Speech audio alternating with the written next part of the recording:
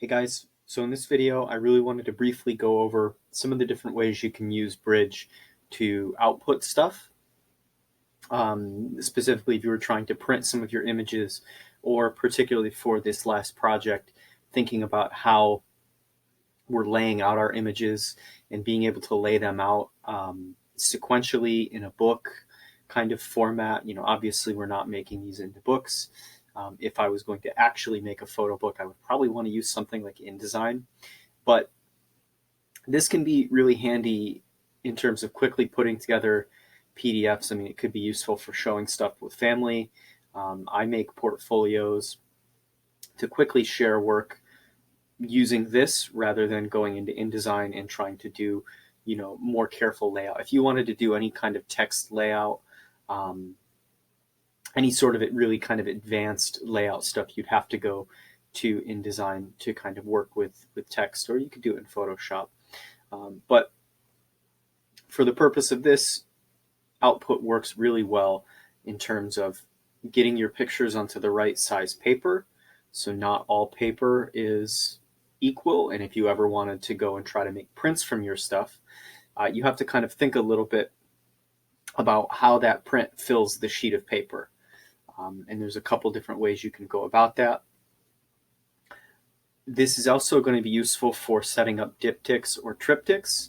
So if you wanted to, for the purpose of the last project, combine series of images together, either in diptych or in sets of 3, meaning triptych, you can do that with the Output tab. So it's really easy to quickly lay out images side by side, in rows, in columns, put them onto pages. So we're going to look at a couple different ways you might want to output your stuff. So we've located, I'm just going to use a couple of images that we've already been using as test images. We found them in the folder area over here. This is why I say make sure you know where your pictures live so you can locate them and find them. In this case, we're working off the desktop, Project Y. And here they are. So you guys should be familiar with this dialog. We're on the Output tab. What I've been asking you guys to turn is a 5x8 contact sheet. Shift click to select multiple images, drag them up, there they go. So if I wanted to do, let's say I wanted to print one of these images, I would go down to Photo, and it's going to give me a bunch of different options here. Portrait or landscape. Let's say landscape 8x10. So this is a really common print size for photo prints. Let me reset this. We'll get one image up there. Let's say I'm just trying to print this one image, and I want to print it 8x10, and I want to have some control about what it's going to look like. Well, obviously it's way too small, and it has the file name. That doesn't look particularly good. So we're going to turn off include file name to get rid of the file name. And then we're going to go to grids and margins. And you can see my columns and rows are still set up for the 5x8 contact sheet. So I'm just going to say one column, one row. And we click out of it, and you'll see we have it much bigger. I probably want to go full quality if I'm printing this in our pretend scenario. The other thing I can do here is I can set up margins. So if I don't like the amount of distance here, I want it to be a little bit wider. You can go to like 1/4 inch margins, 0.25.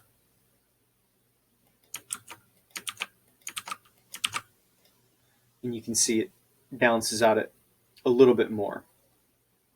And it's not quite centered because I haven't clicked out of this last box. And so this is still 0.17 and the rest are 0.25. And once I click out, you'll see it goes away. So because of the aspect ratio of the camera being different from the aspect ratio of the paper, it doesn't quite fit. So what I could do is I could print at this size and be happy to have my full uncropped image. And I'm going to have a little bit of extra space in the top and bottom. Not the end of the world. Or I could crop specifically for the aspect ratio of the paper that I'm printing to, which in this case is 4x5 or 8x10.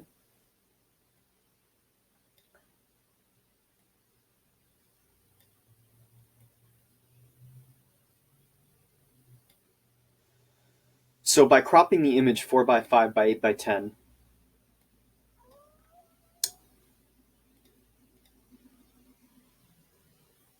you will see that it now fits neatly within the margins much more equally, whereas before, obviously, I had a lot of extra space on the top and bottom.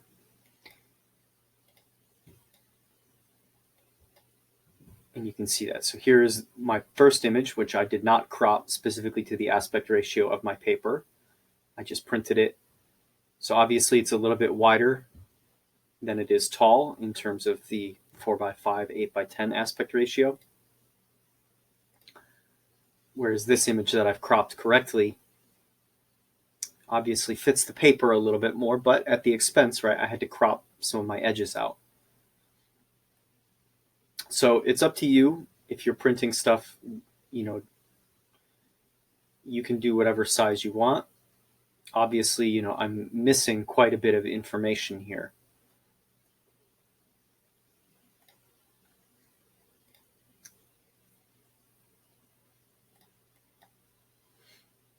So if I wanted to just do my 6 images and just put together a set of images, and I wanted to be in a certain order, and I wanted a little bit more control over how people looked at them, and I really wanted to think about it.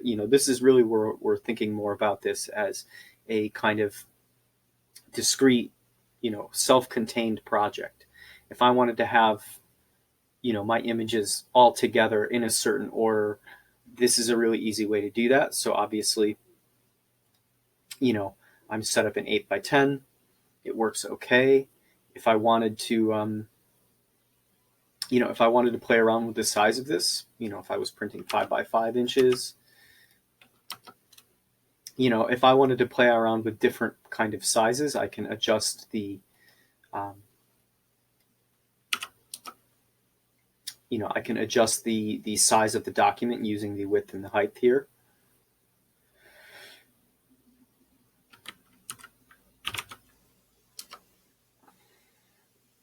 So I could play around with the width and the height until I find, even margins or close to even margins. If I like it, if I feel like this looks a little bit nicer.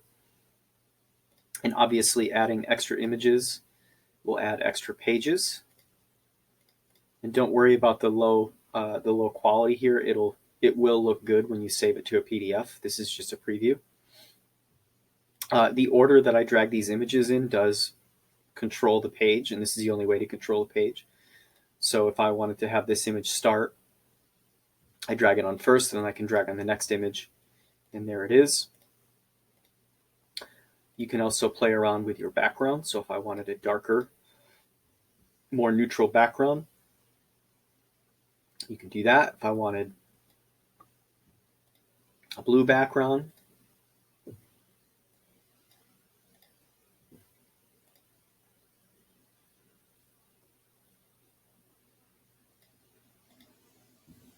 so it's up to you. If you wanted to make different colors, you can do that. You can't make different colors per pages, sadly. You're still fairly limited in what you can do, but you can at least, give yourself a little bit of border if that's what you want. You can lay things out in PDF form. You can control the order that we can click through the images, and you can, make like a self-contained kind of unit.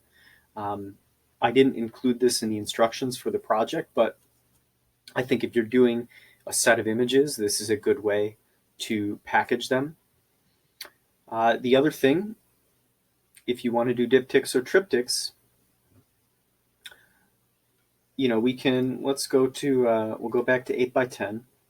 We'll switch it to landscape so it's wider.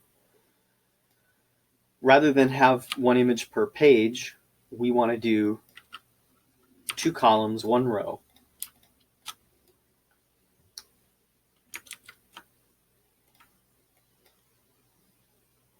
And now we're on 1 page, 2 columns, 1 row. If I wanted to stack them one on top of the other,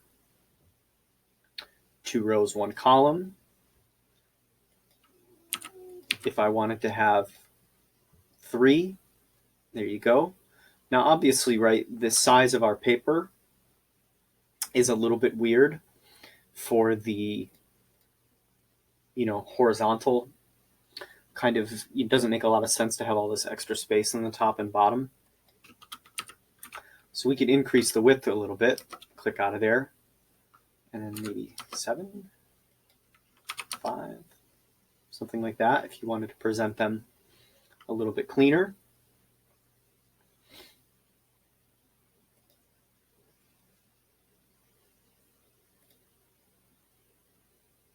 So you could look at some of the other paper sizes if you were seriously thinking about printing these and you wanted to print a triptych, you wanted to print 3 images together in on one sheet of paper.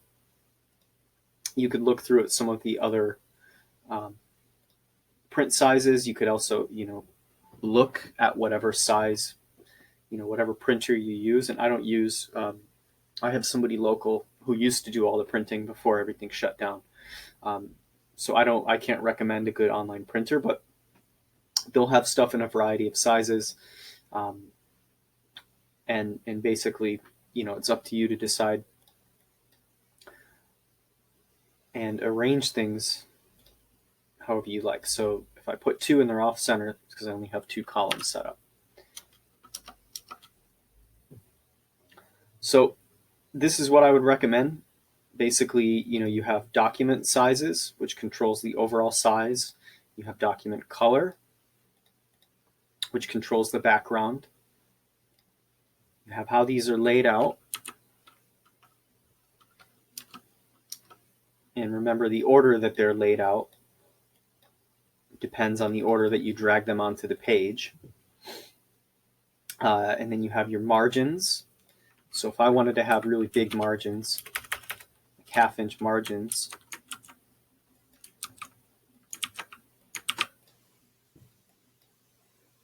there you go.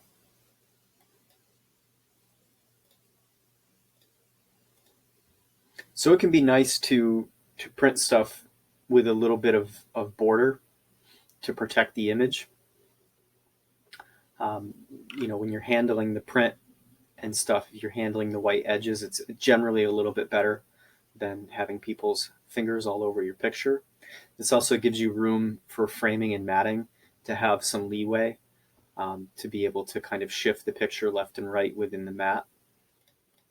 So I do like a little bit of margin, and it makes these a little bit more finished. So thinking about how you want to finish your project and whether you're doing, a set of images or we're doing something more kind of directly comparing 2 different objects using the diptych format.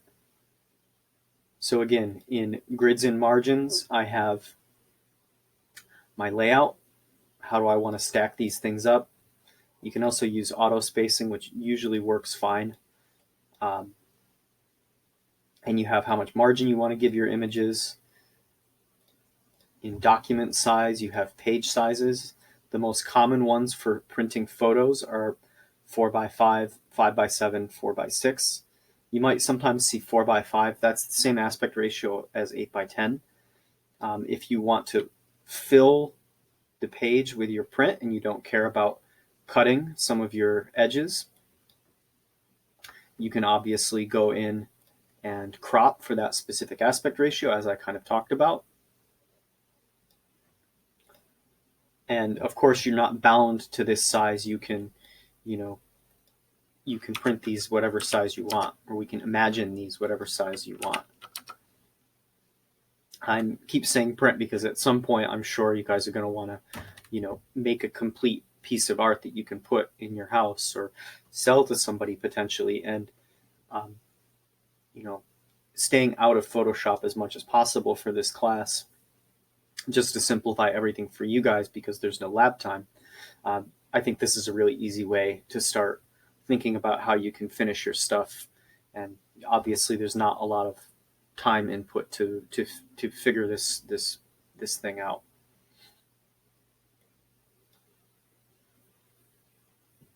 So hopefully this helps you guys. Email me if you have problems or questions using this. Again, I think there's you have kind of three options. Either you want to do the one image per page, or you want to start thinking about, how you can directly compare two images together. And if you're going to do diptych and triptych, maybe you want to change your document size, to fit that format a little bit nicer. If you're doing one image per page, maybe you want to crop your image to fit that aspect ratio a little bit better. It's up to you.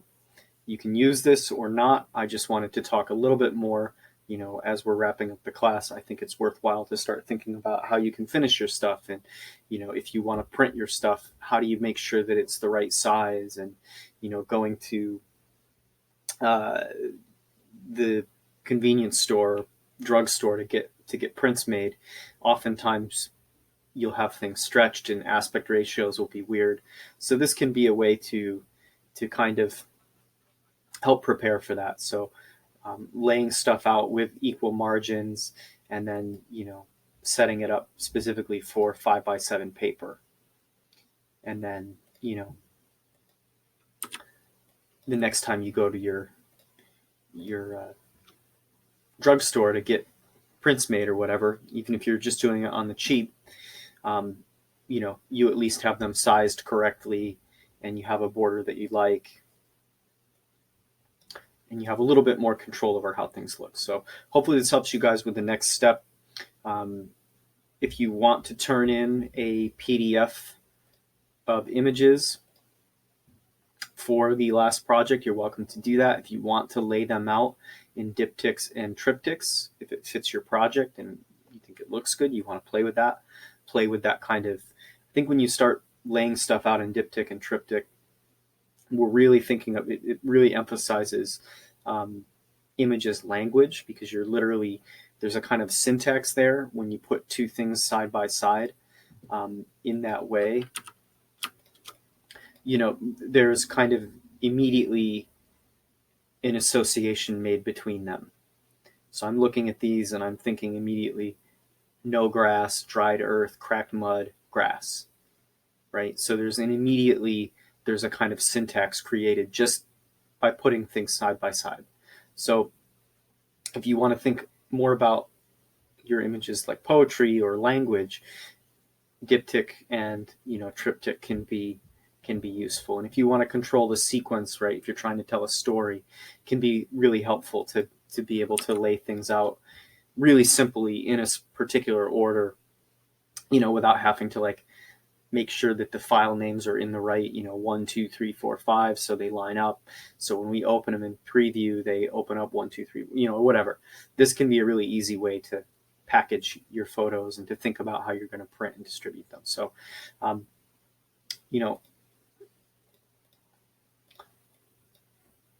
go with that one first. Go with this one second. We'll go export to PDF. Untitled is fine. We'll just send it to my desktop.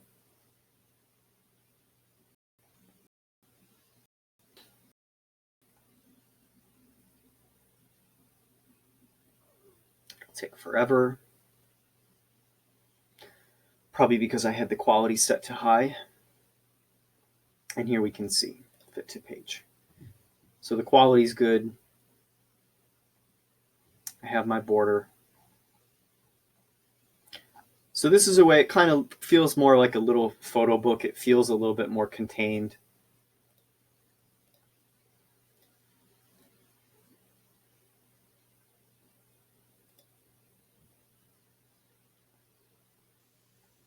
And just a different way to share your photos if you want to have, again, right, the whole point of this project is to make pictures that deal with one another in some way that's kind of interesting. So I think this is a way, along with diptych and triptych, to really kind of make these feel a little bit more finished, make them feel a little bit more contained.